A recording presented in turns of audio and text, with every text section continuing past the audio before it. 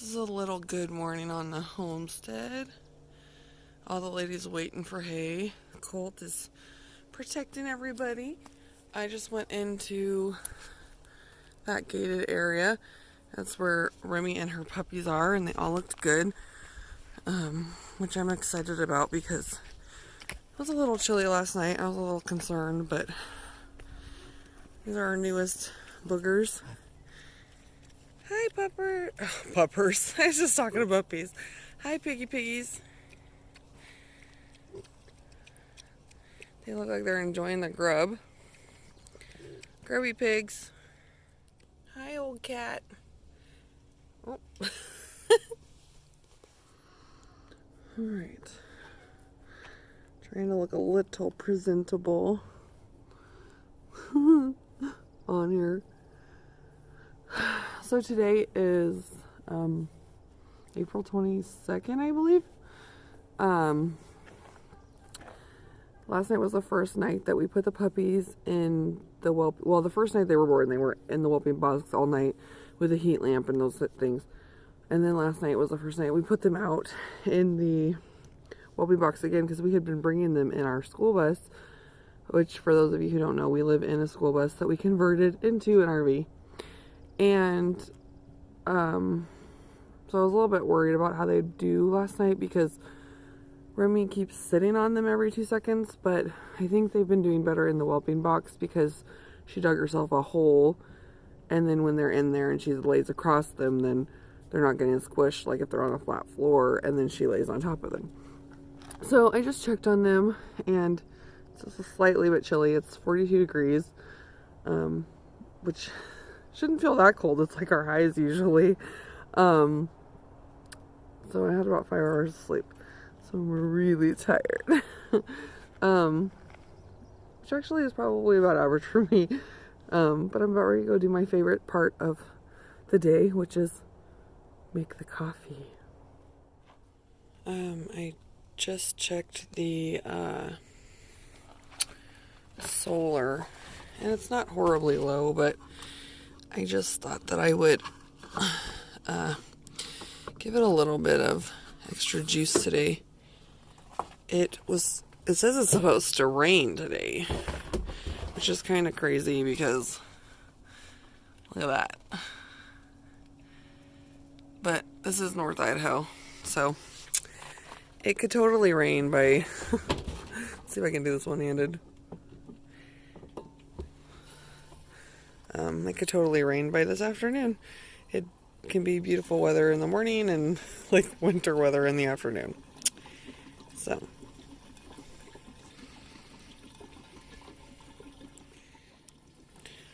then I look up and 2 of my turkeys have decided to escape today. Oy vey. I think that's part of the most homesteady thing that we do is we chase animals and capture them and put them back in their cages.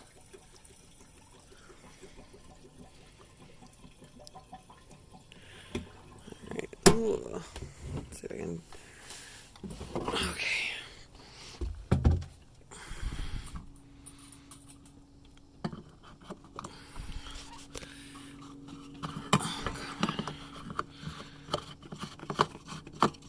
Go. Come down to this amazing easy generator. We've had some really hard generators before, so this is nice.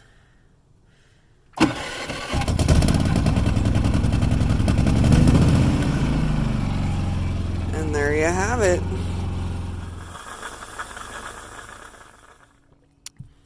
Good morning. I thought that I would share a little bit with you guys today about our homestead and why we do what we do and all those things. I've watched many a YouTube video, and apparently people like it when you sit around and you just talk. I'm one of those people that I'm very to the point. If I want a recipe, I don't want to read someone's entire life story about why they came up with a recipe or, you know, their entire family line and how it got passed down from generation to generation. And that might sound like harsh, but usually I'm standing in the middle of the grocery store and I need like the ingredients right then, and I have 7 children. So not that I don't care about people and not that I don't care about their stories. It's just one of those things where I'm like, at this exact moment, I don't want to like scroll, trying to find the ingredients list. So that's the kind of person I am. And if it's like a DIY, I don't want to skip in 10 minutes to find the project and the how-to, and then what another 10 minutes because they only showed me 2 seconds of the how-to, and now they're talking about something else that it triggered. So that's not the kind of person that I am. So I try to be like, this is my video. Pigs, this is my video. Puppies. But I know that sometimes maybe it's not about what I like and it's not about what I want. It's about what other people like. And clearly other people like to sit around and watch people talk because some of those videos have thousands of views and I'm just like, so anyways, for those of you who don't know me, my name is Heather. I'm married to my husband, Mike. Mike is currently in Alaska. He will be there for 6 months, which people are always like, oh my goodness, how do you guys do that? Well, since I've known Mike, he has either been in the military or had a job that takes him away from home. So it's not a new thing. It doesn't mean that it's easy per se, but it's not new. It's just been our life. I'm a pretty independent person. I lived with my mom for the first half of my life, and then I lived with my dad for my high school years, and I'm just pretty independent. I don't know. So when it comes to my husband being gone, usually when I'm like, I really need him here, something breaks down that I don't know how to fix. Which leads me to the fact that now I know how to fix a lot of things that I never would have learned about before. So that's probably a good thing. I'm an avid coffee drinker. I love coffee.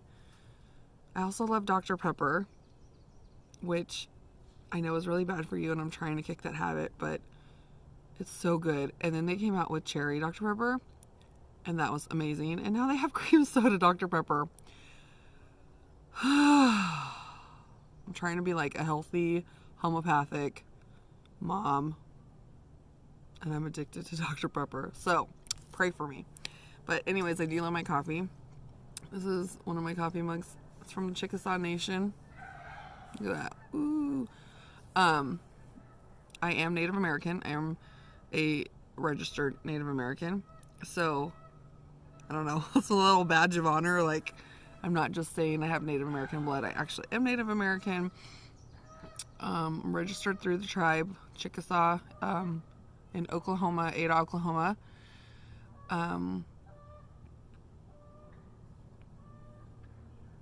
Yeah, I'm trying to think of like, what would people want to know about me?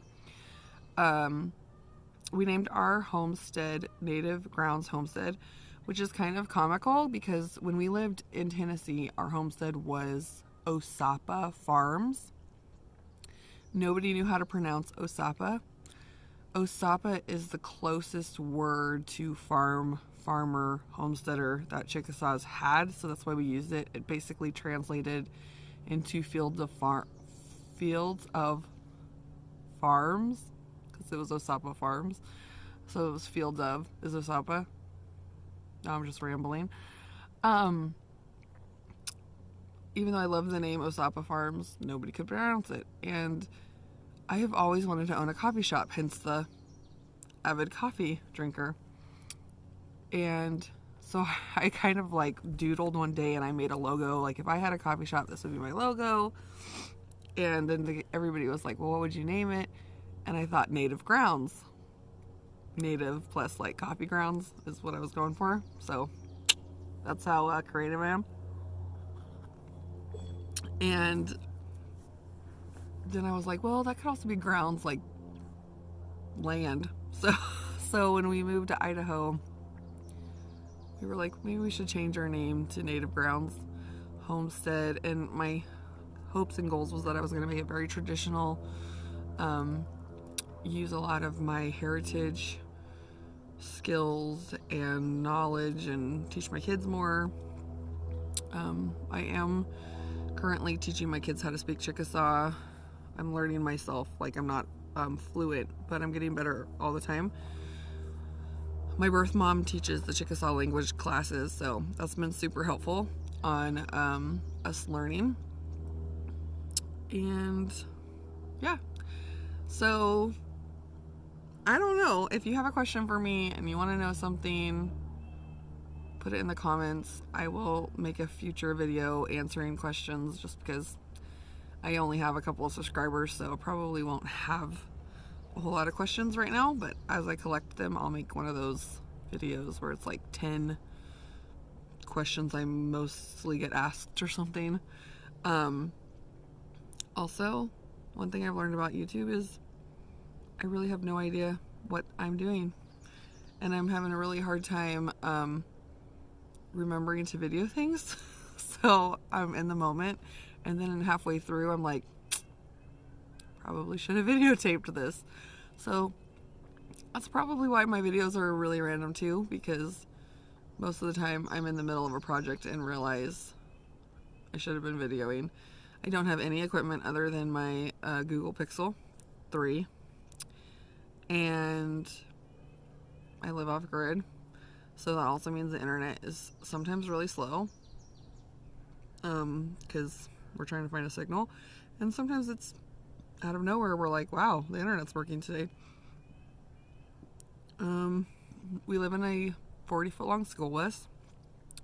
We left our Tennessee home because we didn't want to be in debt. We achieved what we considered the American dream, which was we owned a giant house and we owned a lot of property, and I'd always wanted to live on a farm as a kid, and I'd always wanted to be self-sustainable.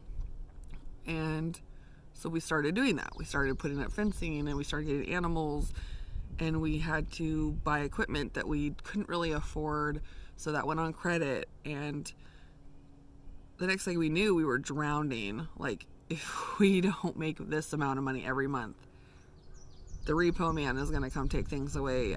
We could possibly lose our house. And that was a really scary thought to me, because I'm going, I wanted to live sustainably, and here I'm like reliant on Mike's paychecks for my next meal. We didn't have any kind of savings. He was gone constantly, so it was always the kids and myself, which he's gone now, but we have a plan. And I was stressed out a lot, and I don't do well with stress. I don't know how to release stress properly. So I was constantly at the chiropractor getting adjusted because my neck was so tight I couldn't even move. And I just basically was like, this is not the life that I want to live. And we had some friends here in North Idaho that we felt like we could really benefit from, and not only learn things from them, but also be a help to them. So that was kind of why we moved here. Also, I am a homeschooling mom. Everybody's a homeschooling mom right now. But I am a homeschooling mom. I've been a homeschooling mom almost my kids' entire life. There was a period where I thought I would have to get a job, so I put my 2 oldest kids in public school. And it was a short period, and it turned out being one of those situations where I just knew I was supposed to homeschool. It was like we had the hardest teachers, and my kids were just struggling really hard. Things that were important to the school that my child learned, I felt were really dumb. My daughter could read at 2nd grade. She could read at a 7th grade level, and they told me she was behind because her handwriting was bad. And I was just like, really? Like, you're telling me my daughter's behind because she writes like a doctor? Things like that just happened, and it was over and over and over again. And my youngest daughter had really bad separation anxiety from some other family things that were going on at the time, and it ended up just being really bad for us. So I pulled them back out as soon as I realized that I wasn't going to have to get a job. And so I've been homeschooling ever since. My oldest is about to graduate. It's really weird.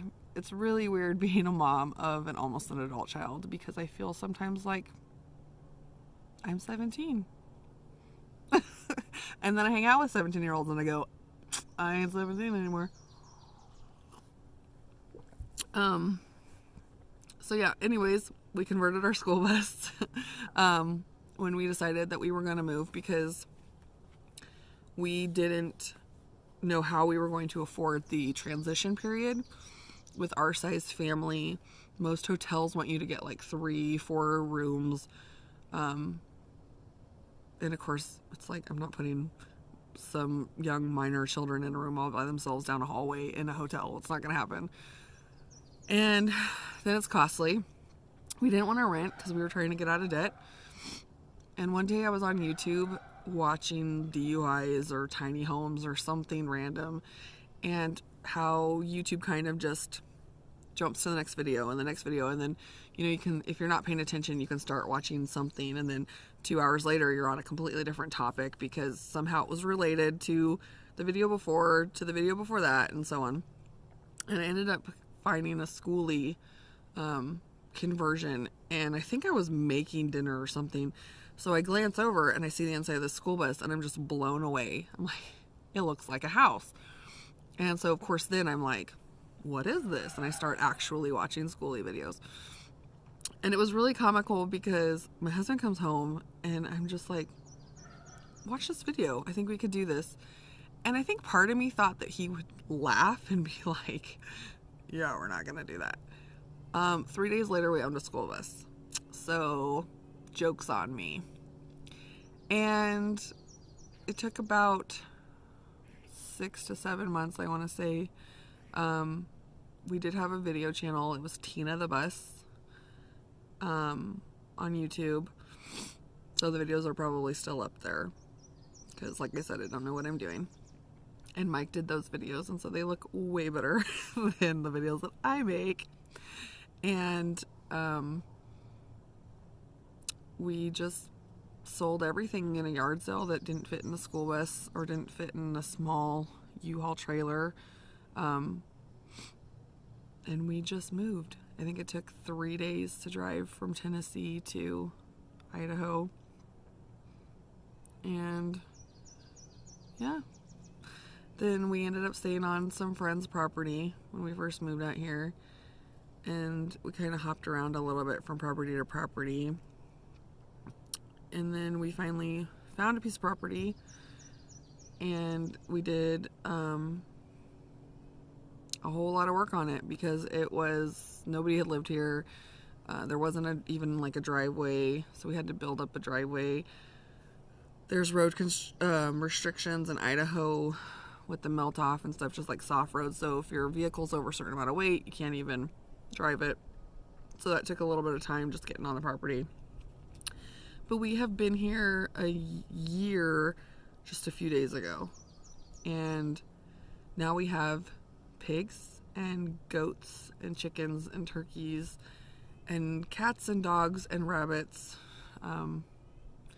I can't have a cow here, which is really sad for me, because I really wanted a cow. But we live on a hillside, so even if we made a flat spot for a cow, it wouldn't be enough acreage. And I just don't feel comfortable about a cow being in like a really tiny little pen or something. And we will be building a house. And I'm trying to think of anything else that might be interesting, because this is getting to be a 15-minute video according to my phone. And if you're still watching, you're one of those people on YouTube. Yeah, so like I said, if you have any questions, put it in the comments. I am going to do my Bible time and my planning time. I recommend this Christian planner. It's amazing. You can put anything from sermon notes to scripture that you like to, I don't know, regular calendar stuff. So I like that a lot, and it helps keep track of stuff. And yeah, I better go because I'm just rambling now. So I hope you have a very good April 22nd or whatever day that is that you are watching this. I know the world is crazy right now with the coronavirus stuff going on. I don't know what it's going to look like, but I trust God. And a healthy mind is a mind that isn't full of anxiety. So give every thought captive to the Lord. Be of sound mind.